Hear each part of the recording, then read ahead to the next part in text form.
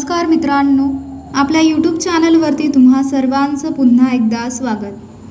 महाराष्ट्रात 7 राज्यसभा जागांसाठी 16 मार्च रोजी मतदान होणार आहे. महायुतीला 6 जागा तर महाविकास आघाडीला 1 जागा जिंकण्याची शक्यता आहे.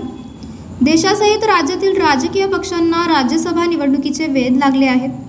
महाविकास आघाडीला राज्यसभा निवडणुकीत 1 जागा जिंकण्याची संधी आहे, तर महाविकास आघाडीकडून शरद पवारांना राज्यसभेवर पाठवण्याचे निश्चित झाल्याचे माहिती सूत्रांनी दिली आहे.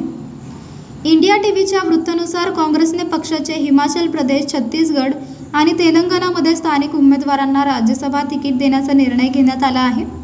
महाराष्ट्रात महाविकास आघाडीला 1च जागा जिंकण्याची संधी आहे. या जागेवर शरद पवारांच्या नावावर शिक्कामोर्तब झाली आहे. राज्यसभेतील 7 जागांसाठी अर्ज करण्यासाठी 5 मार्च अंतिम तारीख आहे, तर निवडणूक 16 मार्च रोजी होणार आहे. त्यानंतर त्याच दिवशी मतमोजणी होणार आहे.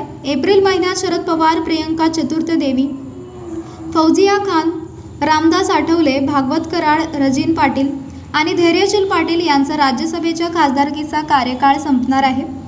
ठाकरे गट आणि काँग्रेसने राज्यसभेच्या एका जागेवर दावा केल्याची चर्चा होती, परंतु आदित्य ठाकरे यांनी 16 मार्च रोजी होणाऱ्या राज्यसभेच्या निवडणुकांसाठी महाविकास आघाडी मतभेद नसल्याचे सांगितले.